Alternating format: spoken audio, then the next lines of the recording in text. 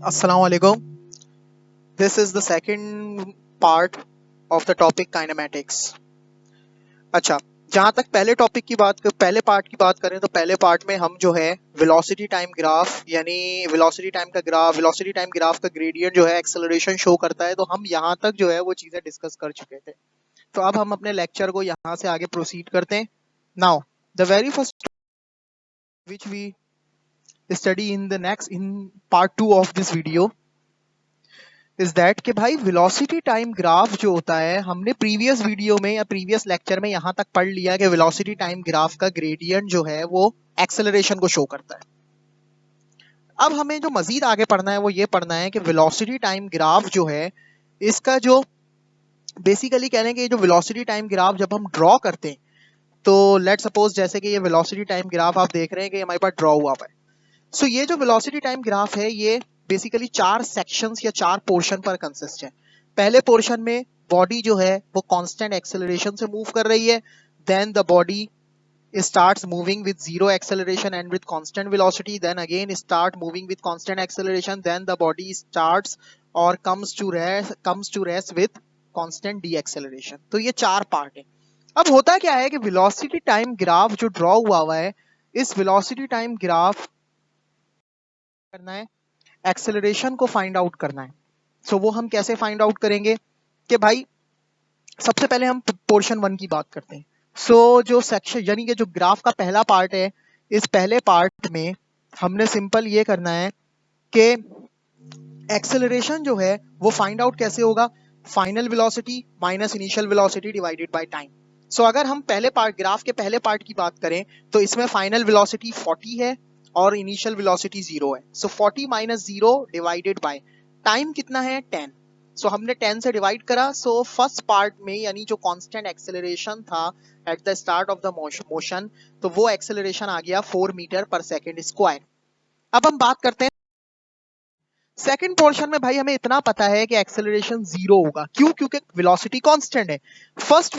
Video के first part में मैंने आपको ये बताया था कि एक्सेलरेशन 2 कंडीशंस में 0 होता है, या तो बॉडी रेस्ट में होगी तो एक्सेलरेशन 0 होगा, and either the body is moving with constant velocity. अगर बॉडी कांस्टेंट वेलोसिटी से मूव कर रही है तो भी एक्सेलरेशन 0 होगा। और सेकंड पार्ट जो है इस ग्राफ का वो यही शो कर रहा है कि भाई वेलोसिटी कांस्टेंट है, यानी 10 से 20 सेकंड्स के दरमियान में velocity is constant and it shows that the acceleration is 0 because there is no change in the velocity of the body. अब अगर बात करें थर्ड पार्ट में आप अगेन देख सकते हैं कि मेरी जो इनिशियल बॉडी जो है वो अगेन एक्सेलरेट कर रही है with body is again moving with constant acceleration. Initial acceleration जो है थर्ड पार्ट के लिए वो है 40 और जो फाइनल है वो है 60। हमने सिंपल क्या करना है भाई, 60 minus 40 divided by 10। The answer is 2 meter per second square. Next part की बात करूं जो कि लास्ट पोर्शन है, जो कि हमें ये शो कर रहा है कि body is moving with constant the acceleration. इसका मतलब ग्रेडियंट नेगेटिव होगा, यानी एक्सेलरेशन की वैल्यू नेगेटिव होगी। मेरे इस पोर्शन के लिए जो इनिशियल वेलोसिटी है वो हो गई 60 और फाइनल हो गई 0। एक्सेलरेशन निकालने के लिए हम क्या करते हैं, फाइनल माइनस इनिशियल, यानी 0 minus 60 divided by 30 to 50 seconds, यानी 20 सेकेंड्स का इंटरवल है। Divided by 20। The answer is minus 3 meter per second square.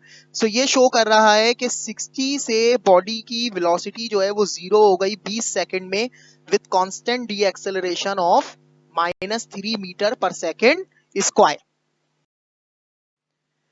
अब हमने ये देखना है कि बेसिकली जो वेलोसिटी टाइम ग्राफ जब हम ड्रॉ कर लेते हैं, तो इस वेलोसिटी टाइम ग्राफ के अंडर जो एरिया होता है, जैसे कि यहाँ पे आप देख रहे हैं कि येलो लाइन से जो है वो ग्राफ शो हो रहा है, तो इस ग्राफ के अंडर जो भी एरिया क्लोज हुआ है, इस ग्राफ ने जो भी एरिया जो है वो क्लोज किया हुआ है अपने इनसाइड, ये सारा का सारा एरिया शो करेगा distance travelled by the body, कि भाई बॉडी जो है वो कितना डिस्टेंस ट्रेवल कर रही है। वो जो डिस्टेंस बॉडी ट्रेवल कर रही है वो हम कैलकुलेट कर सकते हैं by just calculating the area under the graph. अब अगर हम इसको कैलकुलेट करें एरिया, सबसे पहले हमने ये देखा, हमने शेप्स में डिवाइड कर लिया कि मेरा ये जो ग्राफ है ये कितने कह लें कि ज्योमेट्रिकल शेप्स बना रहा है। तो हम क्लियरली देख सकते हैं कि ट्राइंगल बन रहा है, then rectangle, then again rectangle और ऊपर एक ट्राइंगल बन रहा है, then the one big triangle. So मेरे पास टोटल कितने फिगर हैं? 1 2 3 4 5, टोटल 5 फिगर्स हैं। सो सबसे पहले अगर हम फिगर की बात करें जो कि ट्राइंगल है, सबसे पहला हिस्सा, सो उसका करेंगे किस तरीके से? Half multiply by base multiply by height. So first जो कि ट्राइंगल है उसमें मेरे जो बेस है वो हो गया 10 और हाइट हो गई 40। सो 1/2 मल्टीप्लाई बाय 10 मल्टीप्लाई बाय 40। अगर जब आप इसे सॉल्व करेंगे तो आपका आंसर आ जाएगा 200। सो पहले कह लें कि जो शेप है ट्राइंगल उसका एरिया आ गया 200। अब इसी तरह हम अगले नेक्स्ट शेप पे जाते हैं जो कि रेक्टेंगल है। तो सिंपल रेक्टेंगल के एरिया निकालने का फॉर्मूला होता है लेंथ मल्टीप्लाई बाय विड्थ। सो यहाँ पे मेरी जो लेंथ है वो है 40 and the width is 10। So 40 multiply by 10, the answer is 400। उसके बाद अगर हम अगेन आगे मूव करें तो सबसे ऊपर मेरे पास एक स्मॉल ट्राइंगल मौजूद है। इस स्मॉल ट्राइंगल की जो बेस है वो है 10 और जो हाइट है वो है 20। 60 माइनस 40 यानी 20 इसकी हाइट है। तो अगेन मैं एरिया निकाल लूंगा half multiply by base multiply by height. Base की जगह पर मैंने सिंपली 10 रखना है और हाइट की जगह पे मैंने 20 रखना है। देन आफ्टर सॉल्विंग इट मेरे पास एरिया आ गया 100। अगर इस ट्राइंगल के नीचे देखें तो मेरे पास रेक्टेंगल मौजूद है।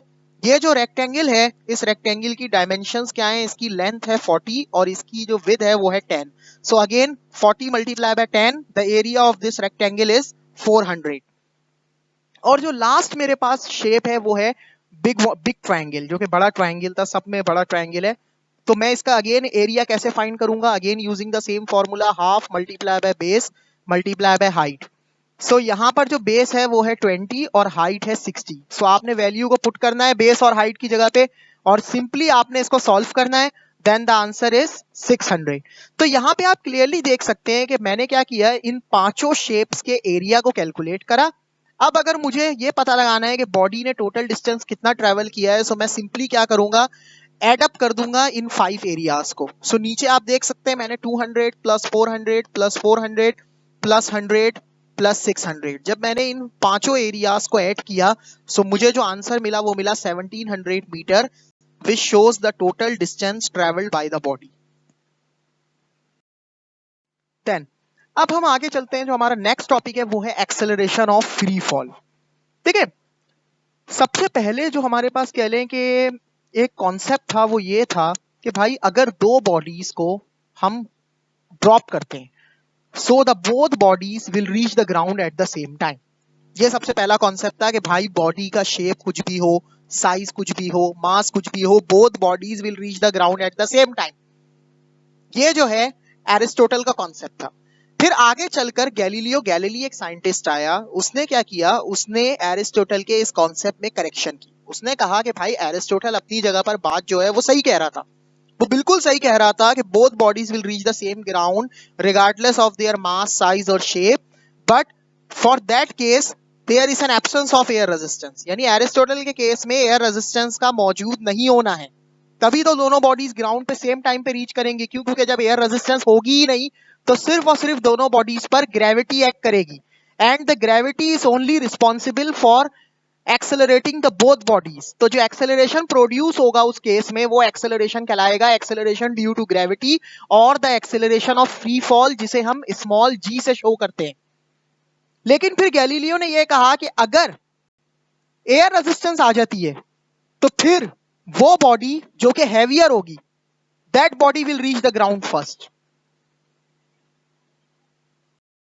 चलें, सो मेरे पास देखें ये जैसे कि दो बॉडीज हैं, जब एयर आ गई तो एयर रेजिस्टेंस में जो भारी बॉडी है वो ग्राउंड में पहले रीच करेगी, और जब एयर रेजिस्टेंस नहीं है, वैक्यूम है, so both bodies will reach the ground at the same time. तो आपने ये याद रखना है कि जब एयर रेजिस्टेंस मौजूद नहीं होती है तो इन दोनों बॉडीज पर सिर्फ और सिर्फ ग्रेविटी एक्ट करेगी, and the gravity is responsible for accelerating both bodies, जिसकी वजह से एक्सेलरेशन जो है वो एक्सेलरेशन ऑफ फ्री फॉल कहलाता है, जिसकी वैल्यू होती है 9.8 मीटर पर सेकेंड स्क्वायर। इसे हम स्मॉल जी से शो करते हैं और हम इसे राउंड ऑफ करके यूज करते हैं 10 मीटर पर सेकेंड स्क्वायर। तो इसका मतलब ये हुआ कि if an air resistance is absent then the both bodies will fall only under the action of gravity, and a constant acceleration is produced due to gravity which is acceleration of free fall small g, and the value is 10 meter per second square, and the acceleration of free fall does not depends upon the mass, shape or size of the object, and the direction of acceleration of free fall is always towards the center of the earth, downward towards the center of the earth. ये direction होगी acceleration of free fall की. अब अगर हम आगे चलें और हम उस केस को स्टडी करते हैं जिसमें एयर रेजिस्टेंस मौजूद होती है, तो एयर रेजिस्टेंस अगर आ गई हमारे पास तो हमें सबसे पहले ये पता होना चाहिए कि भाई एयर रेजिस्टेंस क्या है. भाई एयर रेजिस्टेंस को आप सिंपली यूं समझें कि air resistance is the friction force. ये एक ऐसी फोर्स होती है एयर रेजिस्टेंस जो क्या करती है, बॉडी के मोशन को अपोज करती है, and it always acts in the opposite direction of the applied force. जैसे कि सिंपली एक एग्जांपल लें कि भाई ये हवा चल रही है, आप भाग रहे हैं. अगर आप तेज भागना शुरू करते हैं, then the air starts to apply a greater force upon you. Greater force exit करेगी आपके ऊपर. It means air resistance increases. So ये जो फोर्स एयर आप बॉडी पर एक्सर्ट करती है, that force is called the air resistance, and that force is responsible to oppose the motion of the object or body. तो air resistance की चार important characteristics हैं. सबसे पहली characteristics, always increases with increase in the speed of an object. अगर हवा चल रही है तेज, आप तेज, you start to speed up your motion. आपने स्पीड अप शुरू की, अपने मोशन को स्पीड अप करना शुरू किया.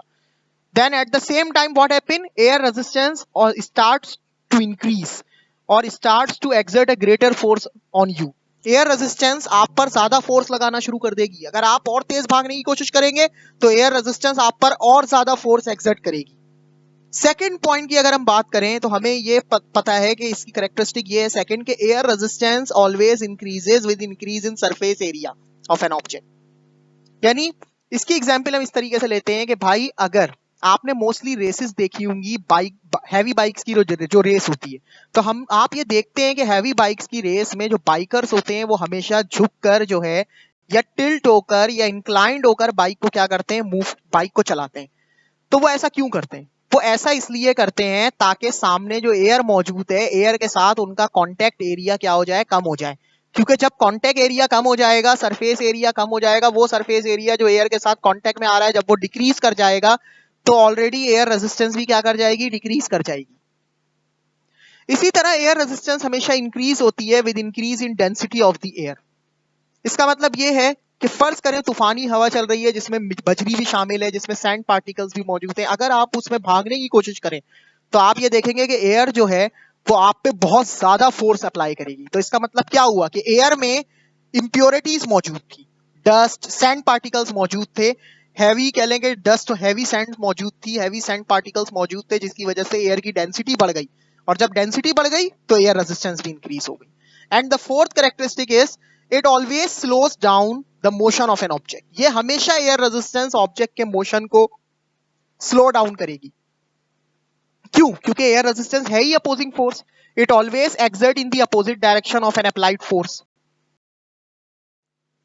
अब हम बात करते हैं कि एक्सेलरेशन और ग्रेविटी का बेसिकली कह लें कि जब एयर रेजिस्टेंस आ जाती है हमारे पास तो फिर हमारा जो केस है वो क्या होता है.